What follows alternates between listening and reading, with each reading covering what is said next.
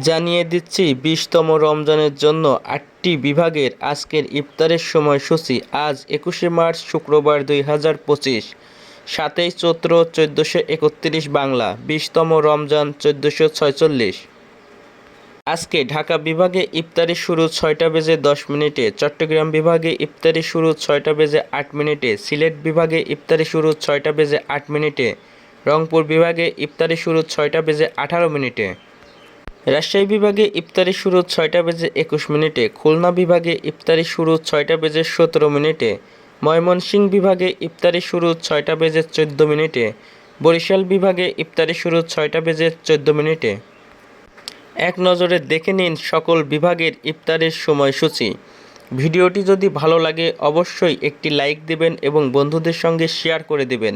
আর আপনি যদি আমাদের চ্যানেলে নতুন হয়ে থাকেন তাহলে অবশ্যই চ্যানেলটি সাবস্ক্রাইব করে আমাদের সঙ্গেই থাকবেন। ধন্যবাদ। পরবর্তী ভিডিও পাওয়ার অপেক্ষায় থাকুন।